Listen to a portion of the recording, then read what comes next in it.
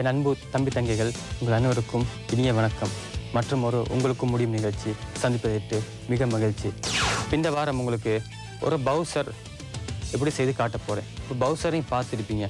Oil கொண்டு போக bowser இருக்குது, டீசல் கொண்டு போகிறதுக்கு.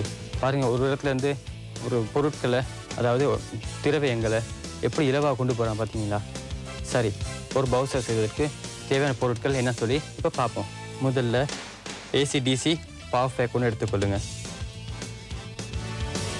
பிறகு இந்த மாதிரி சேக்கிட் வயர் 4 மீட்டரோ 3 மீட்டர் எடுத்துக்கொள்ளலாம். அது பிறகு 6 வோல்ட், அதாவது 6 வோல்ட் வித் டிசி மோட்டர். இந்த பிவிசி பைப்பில் வெட்டி இந்த மாதிரி பிளாஸ்டிக் பொருட்கள், இந்த மாதிரி 2 பிளாஸ்டிக் துண்டு வெட்டி கொள்ளுங்க. அப்புறம் பிவிசி பைப்பில் இந்த மாதிரி ஒரு பகுதியை வெட்டி கொள்ளுங்க.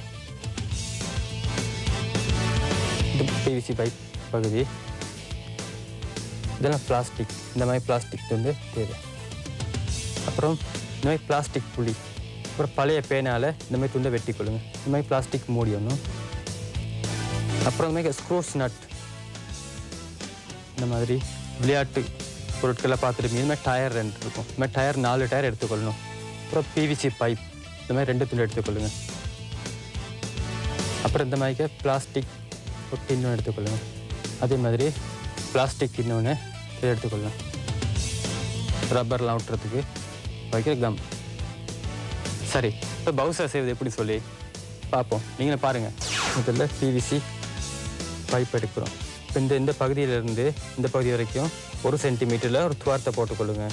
அதே மாதிரி இந்த முனையிலேருந்து இது வரைக்கும் இல்லை நீட்டை 7 சென்டிமீட்டர். அப்புறம் இதுலேருந்து இங்கே 8 சென்டிமீட்டர்.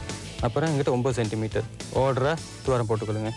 அப்புறம் இந்த பக்கம் இதுலேருந்து இது வரைக்கும் 6 சென்டிமீட்டரில் பெரிய துவாரம் 2 போட்டுக்கொள்ளுங்க. இந்த ஏன்னா டயரை போடணும் தானே.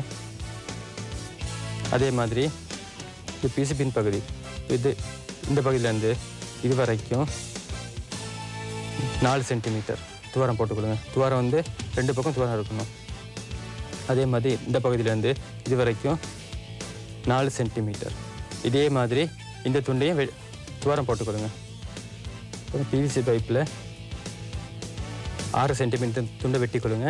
அதில் 5 புள்ளி 5 பாயிண்ட் அதில் துவாரம் போட்டுக்கொள்ளுங்க. 2 துவாரம்.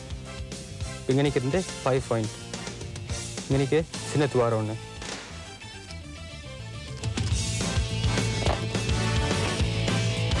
இப்போ ஸ்க்ரூவால் ஜாயின் பண்ண போகிறேன். அப்புறமா இதுக்கும் ஸ்க்ரூ பண்ண போகிறோம்.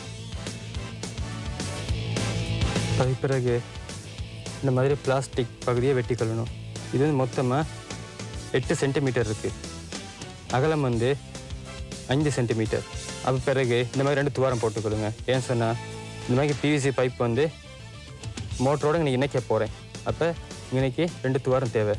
அதே மாதிரி இங்கே நடுவில் வெட்டிக்கொள்ளணும். ஏன்னு சொன்னால் அந்த பிளாஸ்டிக் புளியோட பெல்ட்டுன்னு வருந்தானே இந்த மோட்டர், அந்த டயரை சுற்றுறதுக்கு. அதனால அந்த மோட்டரை சுற்றி கொடுக்குறதுக்கு இலவாக பெல்ட் போகிற வழி தான் இது. அதனால் இந்த துண்டை வெட்டி கொள்ளலாம். நீங்கள் இப்போ இந்த பகுதியை இப்போ ஸ்க்ரூ பண்ண போகிறோம். பிறகு இந்த வேலை முடிஞ்சிச்சு. சரியா? அடுத்த ஸ்டெப்ஸ் இந்த மாதிரி பிளாஸ்டிக் துண்டு. இது நீட்டாக 8 சென்டிமீட்டர், அகலம் 3 சென்டிமீட்டர். இப்போ இதுலேயும் பாருங்கள் 3 சென்டிமீட்டர் தானே. 1.5 சென்டிமீட்டரில் இங்கே துவாரம். இன்றைக்கி அதே மாதிரி 1.5 சென்டிமீட்டர் இங்கே துவாரம். அது மாதிரி இங்கே நடுவில் துவாரம் போட்டுக்கொள்ளணும். அதே மாதிரி இங்கிட்டும் ஸ்க்ரூ பண்ணணும். இதுக்கடுத்து இந்த மாதிரி பிளாஸ்டிக் பகுதியும் போட்டுருவோம்.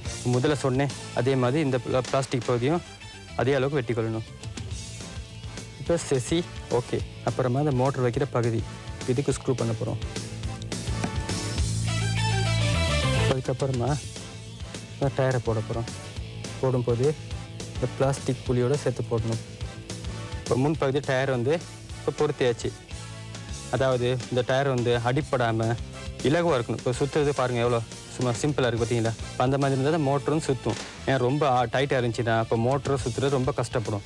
அப்போ இந்த பவுசர் முன்னோக்கி போக கஷ்டம். அதுக்கப்புறம் தான் மோட்டர் இதோட இப்போ இணைக்க போகிறோம். சின்ன மோட்டர் பாருங்கள், சின்ன புளி ஒன்று இருக்குது. இந்த புளியோட இந்த பெரிய புளி இருக்குது பார்த்தீங்களா? இந்த வர பெல்ட்டை இதோடு இணைக்கிறோம். என்னை இணைக்கும் போது இந்த புளிக்கும் இந்த பெரிய புளி இருக்குதுதானே, இந்த 2 புளியும் சரியாக நேராக இருக்கணும். இந்த பகுதி முடிஞ்சிருச்சு. அதுக்கப்புறம் இந்த பின் பகுதி பஃபரை ஜாயின் பண்ண போகிறோம். இப்போ செசி வேலை ஃபினிஷ்ட் ஆகிருச்சு. அதுக்கப்புறம் முன் பகுதி அதை பொருத்த போகிறோம். இன்னைக்கு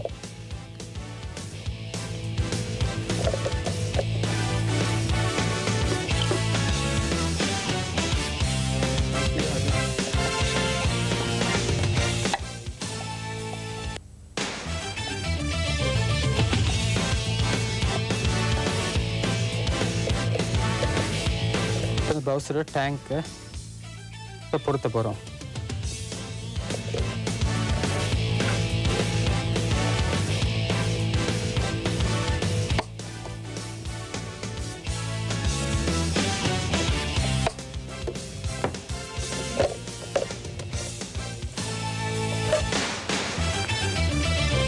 அதுக்கப்புறமா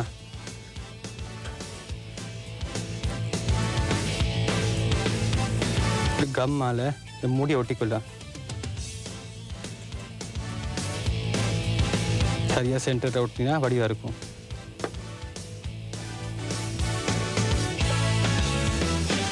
அதுக்கப்புறமா இந்த வயரை இப்போ ஜாயின் பண்ண போகிறேன்.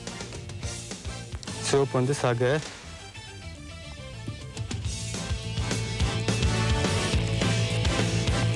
கருப்பு வந்து சய. இந்த வயர் ரெண்டையும் இன்சுலேஷன் டேப்பால் ஒட்டிக்கொள்ளலாம். அப்போ வயர் வந்து ஒன்றோட ஒன்றா டச் ஆகாமல் இருக்கும்.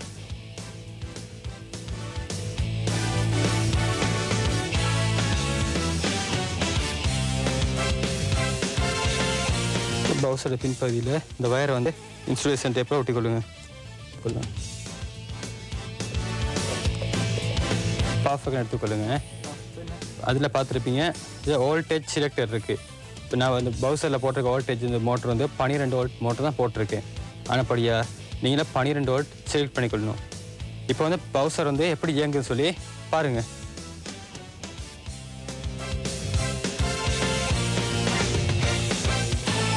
பார்த்தீங்கன்னா எப்படி முன்னோக்கி பவுசர் போகுது.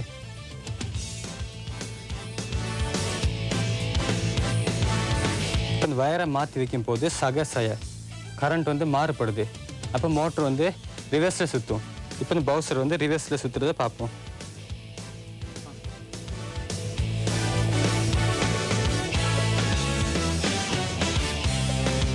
பார்த்தீங்களா தம்பிதங்களே எப்படி பவுசர் போகுது பார்த்தீங்களா? முன்னோக்கி வந்துச்சு பின்னோக்கி போச்சு பார்த்தீங்க தானே. இப்போ இதே மாதிரி நீங்கள் செய்து பார்க்கலாம். ஆனால் முயற்சியை கைவிட வேணாம். கஷ்டம் வரும், அதையும் தாண்டி நீங்கள் செய்து பார்க்கணும். அப்போ உங்களுக்கு அறிவுத்திறன் பெருகும். அப்போ நீங்கள் நல்ல ஒரு எக்ஸ்பீரியன்ஸான ஆக்கலாக வரலாம். சரியா? இப்போ இந்த வாரம் பவுசர் செய்து காட்டினேன். இப்போ அடுத்த வாரம் வந்து ஒரு வித்தியாசமாக இதில் சந்திப்போம். சரியா?